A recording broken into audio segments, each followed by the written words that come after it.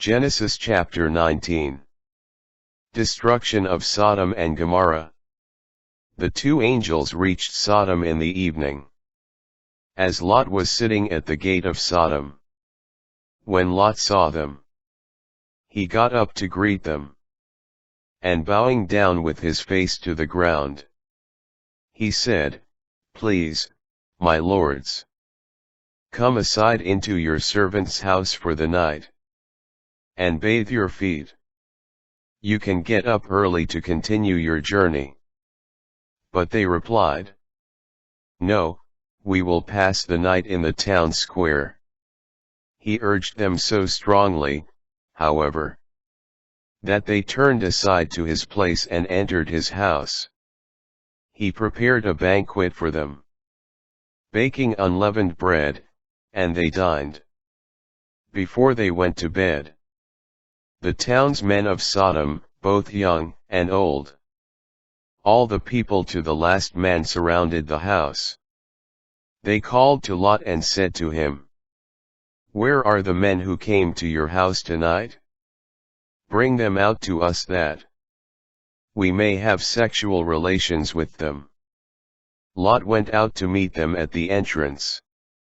When he had shut the door behind him, he said, "I beg you, my brothers, do not do this wicked thing. I have two daughters, who have never had sexual relations with men. Let me bring them out to you, and you may do to them as you please.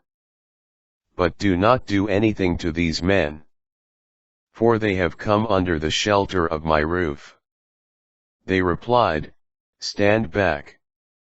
This man," they said, "came here as a resident alien, and now he dares to give orders. We will treat you worse than them." With that, they pressed hard against Lot, moving in closer to break down the door. But his guests put out their hands, pulled Lot inside with them, and closed the door. They struck the men at the entrance of the house, small and great, with such a blinding light, that they were utterly unable to find the doorway. Then the guests said to Lot, "Who else belongs to you here? Sons-in-law, your sons, your daughters, all who belong to you in the city. Take them away from this place, we are about to destroy this place.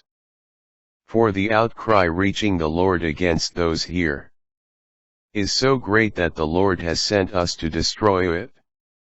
So Lot went out and spoke to his sons-in-law, who had contracted marriage with his daughters. "Come on, leave this place," he told them. "The Lord is about to destroy the city." But his sons-in-law thought he was joking. As dawn was breaking, the angels urged Lot on, saying, "Come on, take your wife with you, and your two daughters who are here, or you will be swept away in the punishment of the city." When he hesitated, the men, because of the Lord's compassion for him, seized his hand and the hands of his wife, and his two daughters, and led them to safety outside the city. As soon as they had brought them outside, they said, "Flee for your life. Do not look back or stop anywhere on the plain. Flee to the hills at once, or you will be swept away." "Oh, no, my lords," Lot replied to them. "You have already shown favor to your servant, doing me the great kindness of saving my life. But I cannot flee to the hills, or the disaster will overtake and kill me. Look, this town ahead is near enough to escape to. It is only a small place. Let me flee there. Is it not a small place? To save my life." "Well, then," he replied, "I grant you this favor too. I will not overthrow the town you have mentioned. Hurry, escape there. I cannot do anything until you arrive there. That is why the town is called Zoar. The sun had risen over the earth when Lot arrived in Zoar, and the Lord rained down sulfur upon Sodom and Gomorrah, fire from the Lord out of heaven. He overthrew those cities and the whole plain, together with the inhabitants of the cities, and the produce of the soil. But Lot's wife looked back, and she was turned into a pillar of salt. The next morning Abraham hurried to the place where he had stood before the Lord. As he looked down toward Sodom and Gomorrah, and the whole region of the plain, he saw smoke over the land, rising like the smoke from a kiln. When God destroyed the cities of the plain, he remembered Abraham and sent Lot away from the upheaval that occurred when God overthrew the cities where Lot had been living, Moabites and Ammonites. Since Lot was afraid to stay in Zoar, he and his 2 daughters went up from Zoar and settled in the hill country, where he lived with his 2 daughters in a cave.